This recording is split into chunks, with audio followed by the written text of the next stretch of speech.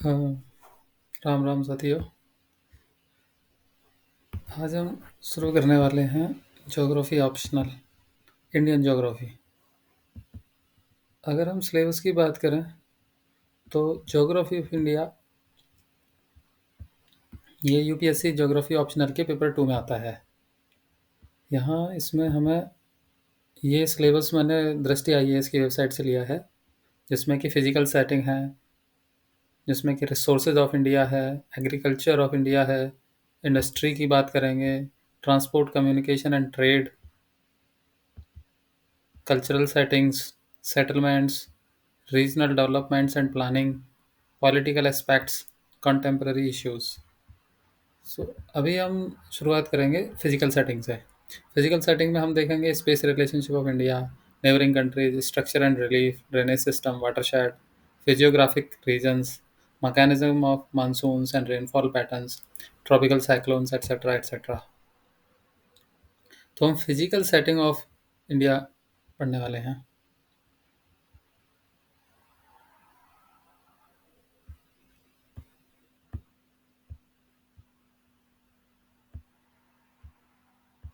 यहाँ जो मैंने किताब ली है ये पढ़ने के लिए, ये है Indian geography physical, written by doctor Amit Kumar Singh. Physiography of India, about India. तो India is the seventh largest country in the world in terms of area.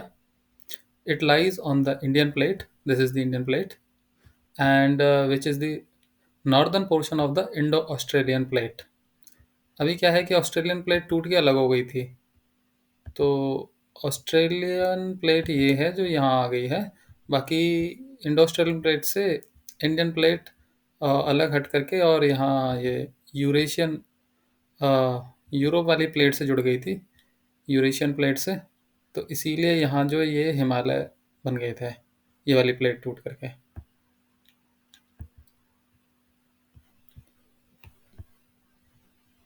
So the Indian subcontinent is surrounded by three different water bodies and is easily recognizable on the world map. तो ये तीन तरीके से, इधर ये Arabian सी है, इधर बे of Bengal है, और इधर ये इंडियन ओशियन है। तो ये तीन अलग अलग जल वाटर बॉडीज से ये घिरा हुआ है Indian plate. The Indian mainland x tends between 8 degree and 4 minute north and 37 degree 6 minute north latitudes. अगर हम इसके लैटिट्यूडनल एक्सटेंट की बात करें तो ये यहाँ मेनलैंड 8 डिग्री 4 मिनट से लेकर के, इसको थोड़ा जूम कर लेते हैं, तो ये आ जाता है इधर।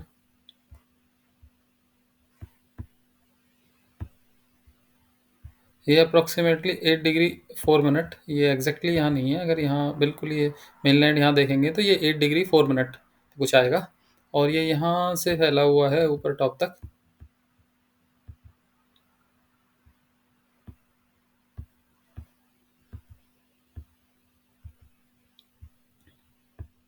ये अप्रोक्सीमेटली 32 डिग्री है, 37 डिग्री 6 मिनट, ये नॉर्दर्न लैटिट्यूड है। एक्चुअली क्या है कि मैं ये यहाँ जापान से वीडियो बना रहा हूँ, तो ये वाले इनके जापान वाले इंटरनेट से ये डॉटेड बाउंड्री आ रही है।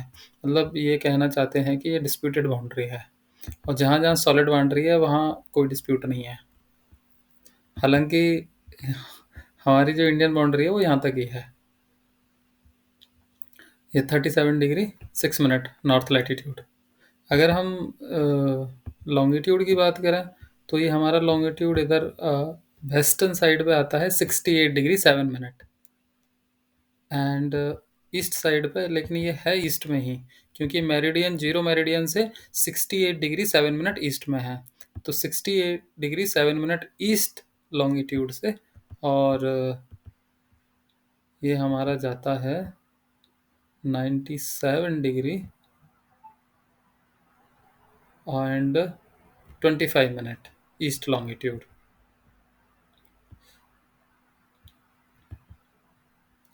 अगर डिस्टेंस की बात करें तो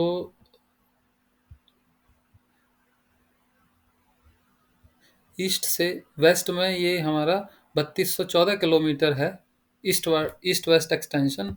और ऊपर से नीचे 2933 किलोमीटर है यहाँ से यहाँ तक।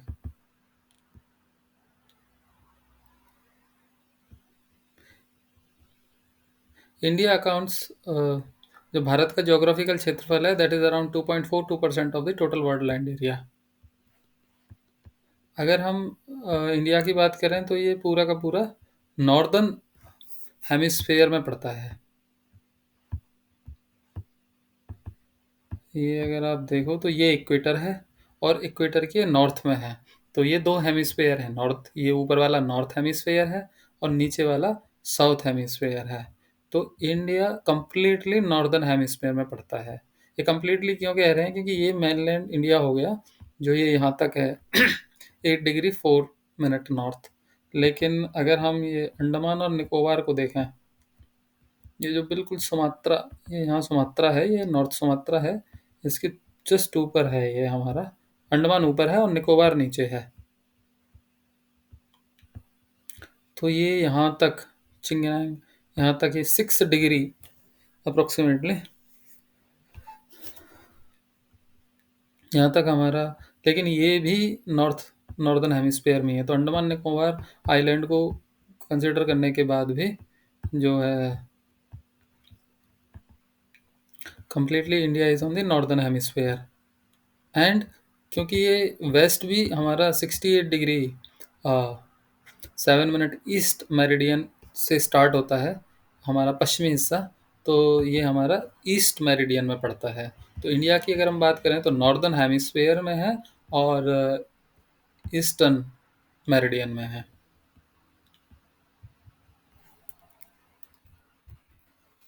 जो हमारा ट्रॉपिक ऑफ कैंसर है, 23 degree 30 minute north, passes through the entire centre of the country. ये तो भारत की भूमध्य रेखा की बात करें तो वो कर्क रेखा इज द भूमध्य रेखा ऑफ द भारत। ये यहाँ कहीं पड़ता है, ये यहाँ 23 डिग्री एमपी के उज्जैन से आई थिंक निकलता है। ये ये सेंटर है अराउंड यहाँ 23-24 डिग्री एग्जैक्टली का। तो ये इस जगह से, यहाँ से ये कर्क रेखा निकलती है 23.5 डिग्री, और ये भारत को दो हिस्सों में बांटती है। ये आधा हिस्सा साउथ वाला और ऊपर वाला नॉर्थ वाला हिस्सा।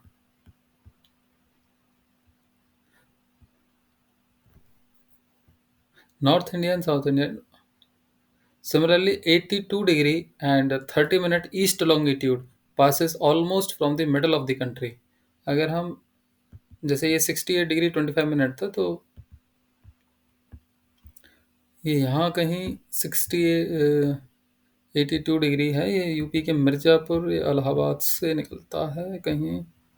अगर हम यूपी में वाराणसी देखें, ये कुछ 82 डिग्री 30 मिनट, तो ये थोड़ा यहाँ,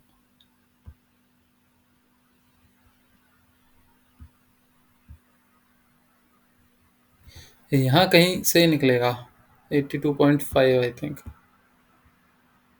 82.5, 30 डिग्री का मतलब है 60 मिनट इक्वल टू 1 डिग्री होता है। तो अब ये 30 मिनट है तो 0.5 डिग्री हो जाएगा। तो ये यहाँ कहीं बीच में से, यहाँ कहीं, यहाँ वाराणसी और इलाहाबाद के कहीं बीच में मिर्ज़ापुर है, ये यहाँ से निकलता है अप्रोक्सीमेटली, इसके आसपास से। तो ये यहाँ देखें, हालांकि मेनलैंड में देखें तो ये ईस्टर्न साइड में पड़ता है, लेकिन अगर हम नॉर्थ ईस्ट को भी कंसिडर कर लें तो ये बिल्कुल यहाँ बीचों बीच हो जाएगा 82 डिग्री 30 मिनट। और इसी को ही भारत की स्टैंडर्ड मेरिडियन कहा जाता है। India is the largest country in terms of the area and population in the south Asia. अगर हम साउथ एशिया की बात करें तो साउथ एशिया में आता है हमारा इंडिया, श्रीलंका, बांग्लादेश, भूटान, नेपाल, पाकिस्तान, अफ़गानिस्तान और ये ईरान। तो अब इन सब में अगर देखा जाए तो भारत ही है जो सबसे बड़ा है क्षेत्रफल की दृष्टि से। इवन इकोनॉमी की दृष्टि से भी हमारी जीडीपी जो है वर्ल्ड की थर्ड लार्जेस्ट जीडीपी है इन terms of the purchasing power parity. It is surrounded by the ocean. It is strategically located in the Indian Ocean. It commands sea routes between Europe and Africa, Southeast Asia, Far East Asia, and Oceania. It is because of this that India shares good trade relations between many countries since ancient times. तो अगर हम यहाँ बात करें सोचें, क्योंकि India तीन तरफ से सागर से घिरा हुआ है, तो ये वाले जो एंशियंट रूट हैं कि ये अरब सागर से होते हुए, पर्शियन गल्फ से होते हुए, अ, अरब सागर से होते हुए, और ये इधर रेड सी, ये रेड सी से होते हुए फिर यहाँ ये जो है सुएज कैनाल, और इधर ये यूरोप को कनेक्ट करता है। ऐसे ही सिमिलरली ये अरेबियन सी, और इधर ये पर्शियन गल्फ, और यहाँ ज़मीन पे चला जाएगा। उसके बाद फिर से मेडिटेरियन सी से होता हुआ ये यूरोप को कनेक्ट करेगा, ये वाला ट्रेड रूट। दूसरा ट्रेड रूट है जो ये यहाँ से आता है, ये अफ्रीकन कंटिनेंट को घूमता हुआ, और इधर ये लैटिन अमेरिकन कंट्रीज़ को कनेक्ट करेगा। दूसरा अगर हम ये इधर यहाँ यूरोप से आने वाली चीज़ें इधर ये ये स्ट्रेट ऑफ मलक्का, अ, ये वाली जो है स्ट्रेट ऑफ मलक्का, यहाँ से होता हुआ मलक्का स्ट्रेट से होता हुआ ये वाले ट्रेड रूट को कनेक्ट करता है। ये इधर से जो भी वेस्ट से आता है सामान, और ये यहाँ इंडियन ओशियन का ऐसे चक्कर लगाता हुआ इंडिया के ऊपर से घूमता हुआ यहाँ, चाहे ये हम्बनतोता पोर्ट पे उतरे, या फिर यहाँ हमारे वाले कोचिन पोर्ट हो गए, या इधर ईस्ट पोर्ट वाले पोर्ट हो गए, यहाँ थोड़ा ले ओवर करके फिर ये यहाँ से ऐसे मलक्का स्ट्रेट से होता हुआ और इस तरफ निकल जाता है। ये इंडोनेशिया की तरफ निकल गया, ये ओशिनिया की तरफ निकल गया, ऑस्ट्रेलिया की तरफ सामान निकल गया। तो ये इस तरीके से बड़े-बड़े ट्रेड रूट्स को कनेक्ट करता है। इसीलिए, और ये आज के ज़माने से नहीं है, ये रोमन एम्पायर से भी ट्रेड रिलेशंस हुआ करते थे। तो तब से ज्योग्राफिकली इंडिया की जो लोकेशन है काफ़ी स्ट्रेटेजिक है।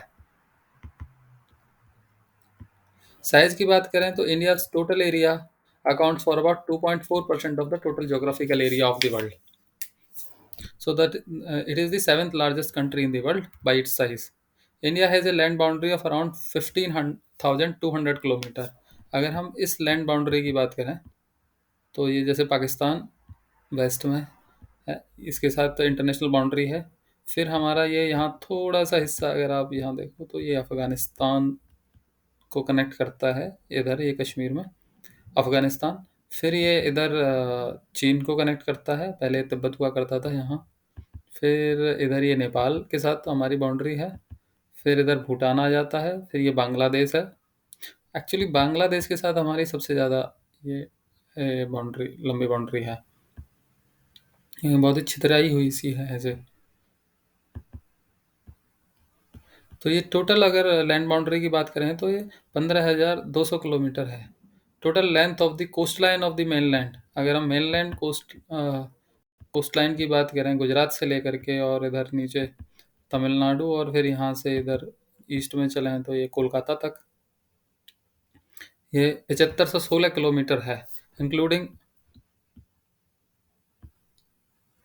और इसमें ये अंडमान निकोबार एंड लक्षद्वीप को भी कंसिडर करता है coastline. So India is bounded by the mountain in the north west, north and north east.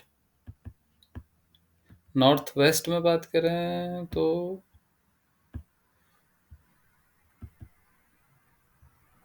India के नॉर्थ वेस्ट में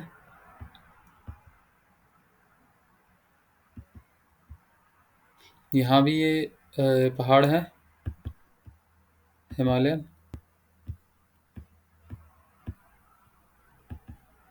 नॉर्थ में भी ये सारे के सारे पहाड़ हैं, you can see it. And north east ये हिमालयन रेंज ऐसे घूमते हुए फिर ये ऐसे आ जाती है, और फिर ये वाली रेंज है, यू कैन सी, ये बर्मा अराकान वाला जो एरिया है।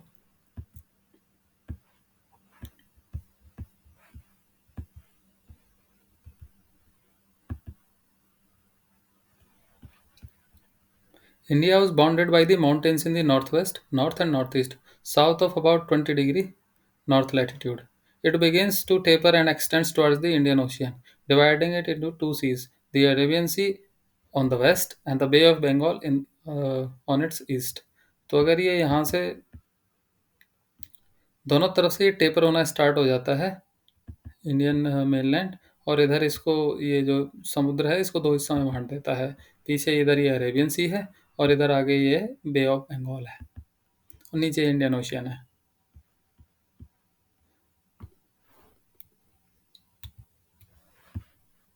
ये तो हम बात कर ही चुके हैं कि time along the standard meridian of India passing through the Mirzapur in Uttar Pradesh is taken as the standard time of India.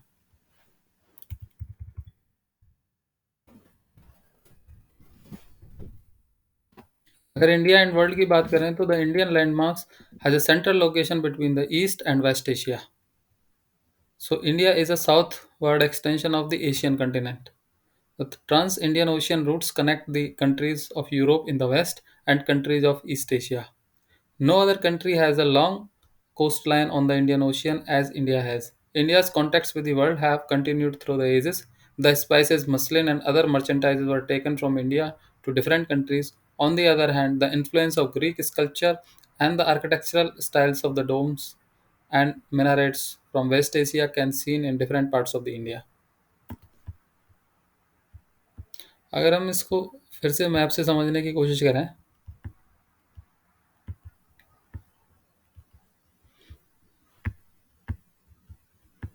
तो ये यहाँ तक एशिया फैला हुआ है। तो ये इधर एशिया है, इधर ये सैनाई, ये इजिप्ट का सैनाई पेनिनसुला है, अरेबियन के जस्ट ऊपर ये इधर इजराइल है, यहाँ से लेकर के और ये यहाँ तक फार ईस्ट, ये इधर जापान, सी ऑफ अगोस्टा आ गया इधर। तो ये जो जापान है यहाँ तक जो है आपका एशिया है।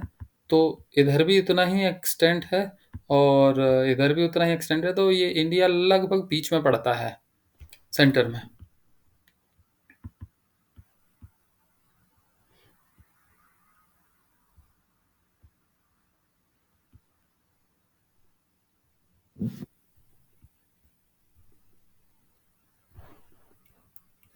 और अगर हम इसकी बात करें इंडियन ओशियन के साथ कोस्ट लाइन की, तो क्योंकि इंडियन ओशियन यहीं समाप्त हो जाता है, तो इसीलिए इंडियन ओशियन के साथ जो सबसे बड़ी कोस्ट लाइन है वो इंडिया की ही है।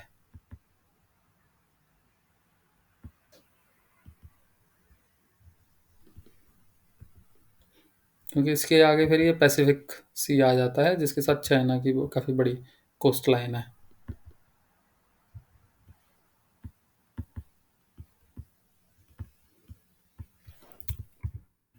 इंडिया के नेबर्स की बात करें तो पाकिस्तान एंड अफगानिस्तान जो हम पहले ही बात कर चुके हैं, China, Nepal and Bhutan and north, and Myanmar and Bangladesh in the east.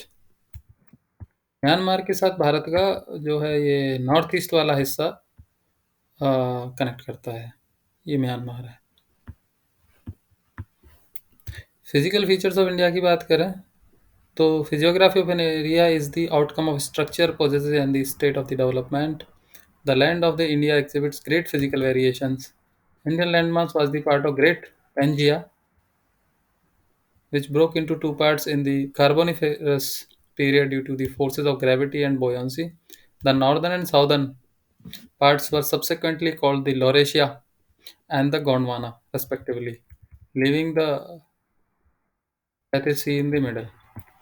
Actually ये बात कहना चाह रहे हैं कि जब धरती जुड़ी हुई नहीं, जब बहुत पहले कार्बोनिफेरस एज में सारी धरती ना ये सारी प्लेट्स आपस में जुड़ी हुई थी। तो इस और एक तरफ ये सारी प्लेट थी, मतलब एक बड़ा सा लैंड मास था और दूसरी तरफ ये सारा सागर था। तो उस वाले को कहते थे, अर्थ को कहते थे पेंजिया, मतलब लैंड मास को कहते थे पेंजिया, और वाटर बॉडीज को कहते थे पेंथलासा। तो ये जो पेंजिया दो हिस्सों में टूट गया था, नॉर्थ एंड साउथ।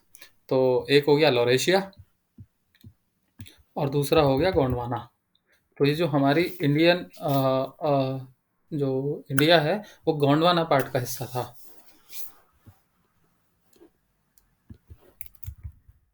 और ये जो टेथिस सागर की बात कर रहे हैं ये वाला है जहाँ आज हिमालय खड़ा हुआ है। यहाँ पहले सागर हुआ करता था। तो ये गोंडवाना प्लेट टूट करके यूरेशियन प्लेट के साथ जुड़ गई थी और जो बीच में टेथिस सागर था ये हिमालय, मतलब टेथिस सागर खत्म हो गया था। जब दो प्लेट आपस में टकराई तो हिमालय खड़ा हो गया। Based on the macro variations, India can be divided into following physiographic divisions. So the northern and northeastern mountains, the northern plain, the peninsular plateau, the Indian desert, the coastal plains, the islands. तो अगर हम India की बात करें, तो देखो ये India की फिजियोग्राफी की बात करें तो ये वाले, ये नॉर्थ में माउंटेन है, और ये माउंटेन ऐसे ऐसे नॉर्थ नॉर्थ में चलते चलते ये ऐसे नॉर्थ ईस्ट में ऐसे भी घूम जाते हैं यहाँ से। तो ये नॉर्थ ईस्टर्न माउंटेन हो गए। फिर हमारा ये नॉर्थ में ये वाले प्लेन एरिया हो गया। ये गंगा जमुना का तो फर्टाइल एरिया, ये यहाँ से ये इधर सतलज चिनाब वाला जो है फर्टाइल एरिया, तो ये यहाँ से पंजाब से लेकर के ये पूरा ये जो ग्रीन बेल्ट है, ये प्लेन एरिया है। ये फिर ये ब्रह्मपुत्रा के प्लेन्स आ जाते हैं जिसमें ये आसाम वाले। तो ये इधर भी पहाड़ है और ये इधर भी पहाड़ है और ये बीच में प्लेन एरिया है। तो ये हो गया नॉर्थ प्लेन एरिया। फिर हमारा पेनिनसुलर प्लेट्यू, पेनिनसुला जिसको कहते हैं जो तीन ओर से पानी से घिरा हुआ रहता है, वो लैंड मास। तो ये इस तरफ पानी से घिरा है, इस तरफ भी पानी से घिरा है इधर। तो ये हमारा पेनिनसुलर प्लेट्यू है। ये यहाँ नागपुर से नीचे नीचे ये मतलब ये कर्क रेखा के नीचे की अगर हम बात करें जो भारत की भूमध्य रेखा भी है, तो ये हमारा पेनिनसुलर प्लेट्यू है।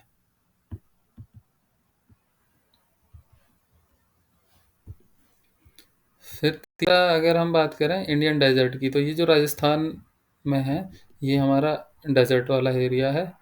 फिर ये हमारे कोस्टल प्लेन है।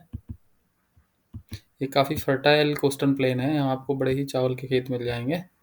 ये यहाँ ये सारे के सारे ये थोड़े से पहाड़ हैं पीछे, लेकिन ये कोस्टल प्लेन जो श्रीकाकुलम से चलते हुए ये थोड़े ये कटक भुवनेश्वर वाला एरिया, यहाँ भी ये प्लेन एरिया है, ये प्लेन्स हैं। ये यहाँ कोलकाता में ये प्लेन्स हैं। तो ये तो खैर शहर ही है। तो ये वाले जो प्लेन एरिया हैं कोस्टल प्लेन्स, फिर यहाँ ये विशाखापट्टनम, काकीनाडा, ये इधर ये विजयवाड़ा, गुंटूर, ओंगोले, नेल्लौर, चेन्नई, पुदुचेरी, तंजावुर, ये इधर मदुरई, ये तिरुनेलवेली। तो ये सारा ये कोस्टल प्लेन्स हैं। वेस्ट पार्ट में देखें तो ये इतने कोस्टल प्लेन दिखते नहीं हैं, क्योंकि यहाँ ये जो माउंटेन रीजन है वो कंटिन्यूअस हैं, ये फ्रेगमेंटेड नहीं है। तो बहुत ही कम कोस्टल प्लेन्स हैं वेस्टर्न घाट पे। ये यहाँ थोड़े थोड़े हैं ये कोस्टल प्लेन्स, लेकिन ये काफ़ी छोटे हैं कंपेरेटिवली। ये on the east coast of India में बहुत सारे मतलब काफ़ी विजिबल कोस्टल प्लेन्स हैं, क्योंकि यहाँ जो माउंटेन रेंजेस हैं, ईस्टर्न घाट्स हैं, वो काफ़ी फ्रेगमेंटेड हैं और काफ़ी पीछे भी हैं कोस्ट से। फिर आ गया दी आइलैंड्स, जिसमें हमारे ये अंडमान निकोबार आइलैंड आ जाते हैं बे ऑफ बंगाल में। ये हमारा ये हमारे अंडमान एंड निकोबार आइलैंड हैं।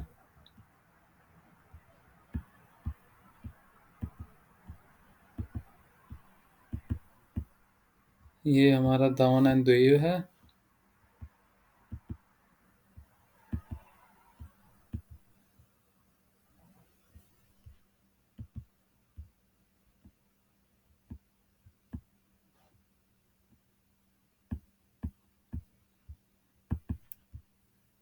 ये हमारे यहाँ लक्षद्वीप आइलैंड है।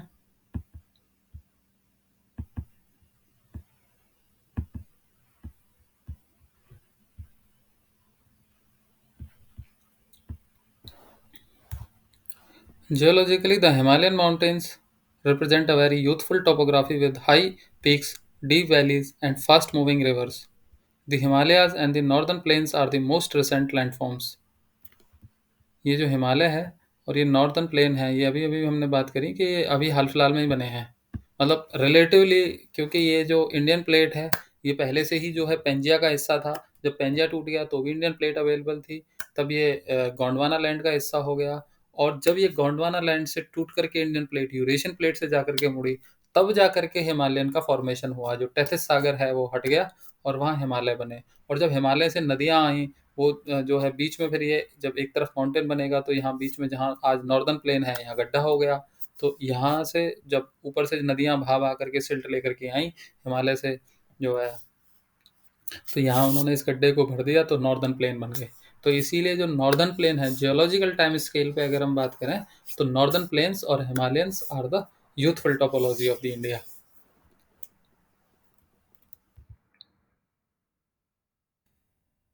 The northern plains are the formed of alluvial deposits, and the peninsular plateau is composed of the igneous and metamorphic rocks with gently rising hills and wide valleys. अब ये gently rising इसलिए है क्योंकि erosion होता रहा है काफ़ी सालों से, क्योंकि ये तो गोंडवाना लैंड के हिस्सा थे.